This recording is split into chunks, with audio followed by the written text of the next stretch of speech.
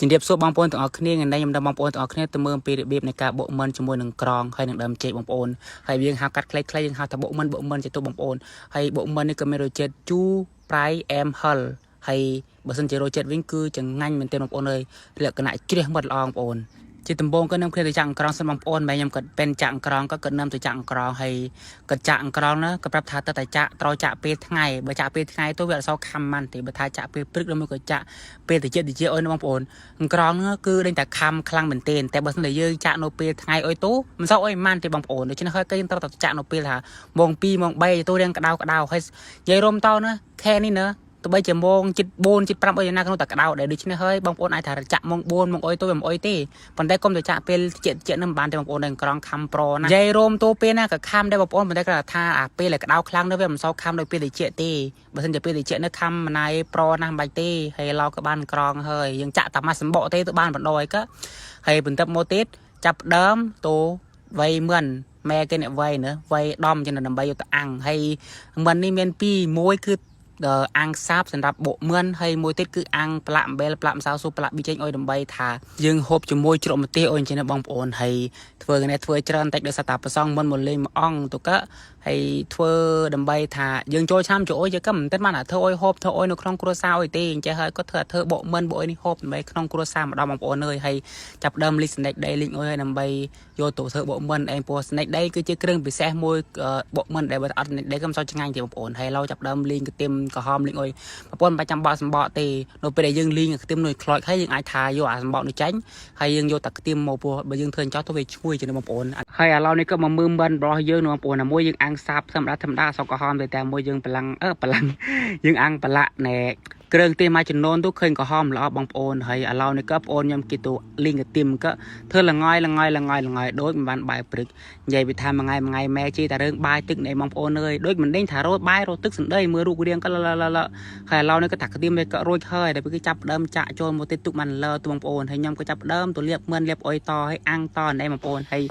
មិននេះពីរនិយាយរួមទូដែលថាប្រឡាក់គ្រឿងប្រឡាក់អុយនេះមិនហ៊ានដើរចូលឆ្ងាយទេព្រោះហ៊ានតែដើរចូលមិនបានទេព្រោះខ្លោចលឿនបើសិនជាដែលថាមិនបានប្រឡាក់អុយនោះមិនងាយខ្លោចងាយអុយទេឆ្អិនល្អមែនទែនហើយអានេះយើងតតែមើលប្រែចុះប្រែឡើងហើយមិនដាក់ភ្លើងខ្លាំងតែដាក់ភ្លើងខ្លាំងតែបានហើយពីថាក្រហមល្អមែនទែនបងប្អូនអើយហើយម៉ែក៏តាប់ដើមហាន់ដក្រីដើម្បីយកទៅ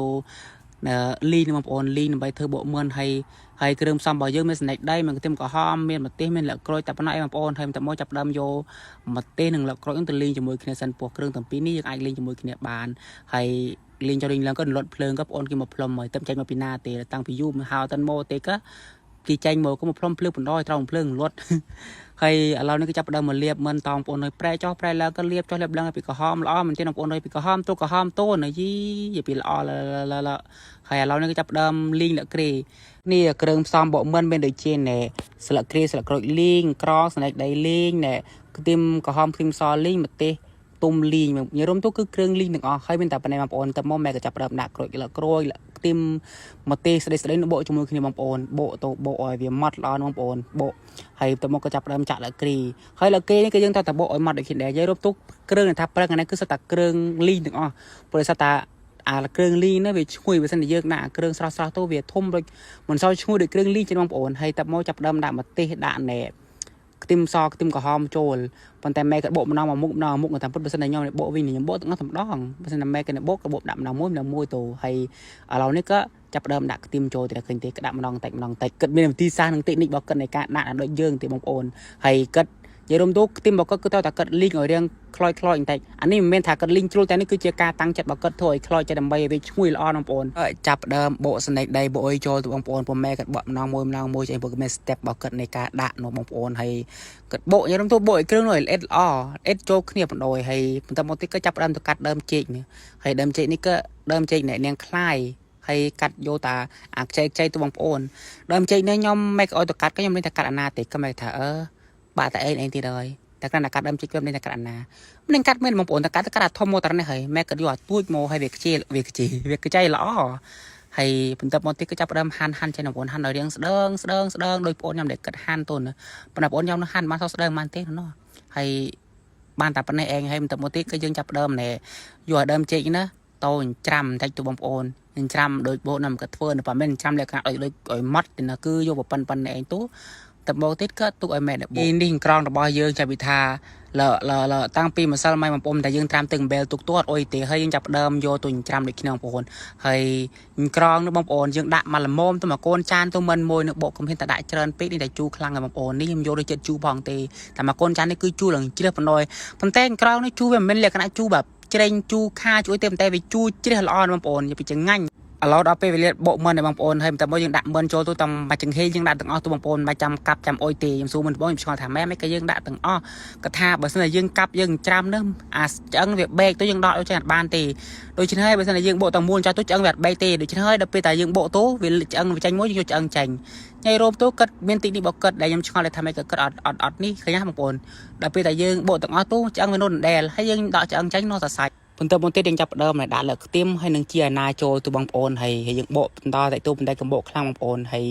ដូចជារសជាតិស្ករអំបិលប៊ីចេងអើយបងប្អូនដាក់មកល្មមđểបងប្អូនចូលចត់ទៅបងប្អូនហើយយើងដាក់នៅពេលដែលយើងដាក់គ្រឿងបងប្អូនណាគ្រឿងបកដំបូងរបស់ខ្ញុំភ្លេចប្រាប់មុខម្ហូបនេះបងប្អូនរសជាតិចងាញ់ប្លែកមកបែបខ្ញុំមិនដឹងថាស្រុកបងប្អូនក៏ធ្លាប់ធ្វើហើយធ្វើដូចវិធីសាស្ត្រខ្ញុំរត់ទេហើយមិនថាបងប្អូនធ្វើមិនខ្លះទេបើមិនជាបងប្អូនធ្លាប់ធ្វើហើយធ្វើវិធីសាស្ត្រខុសពីខ្ញុំចាំជួយ comment ប្រាប់ខ្ញុំផងបងប្អូនហើយ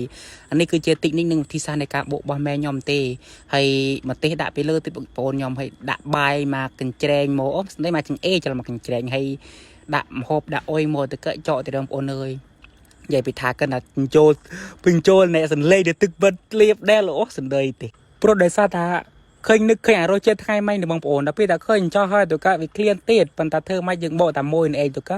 ហូបលម៉ាគ្រួសារធំនិយាយពីថាបងប្អូនទាំងអស់គ្នាបើសិនជាចូលចាត់វីដេអូរបស់ខ្ញុំនៅកុំភ្លេចចូលចុច star និងចុច follow share ខ្ញុំម្នាក់មួយផងបងប្អូនដើម្បីឲ្យមានកម្លាំងចិត្តក្នុងការធ្វើវីដេអូបន្តបងប្អូនហើយនឹងនាំមុខម្ហូបប្លែកមកជូនបងប្អូនរាល់ថ្ងៃអរគុណច្រើនបងប្អូនសម្រាប់ការទស្សនាតាំងពីដើមរហូតដល់ចប់អរគុណច្រើនជម្រាបលាបាយបងប្អូនជួបគ្នាជាមួយនឹងវីដេអូក្រោយនឹងមុខម្ហូបថ្មីប្លែកទៀតបងប្អូនអរគុណច្រើនបាយ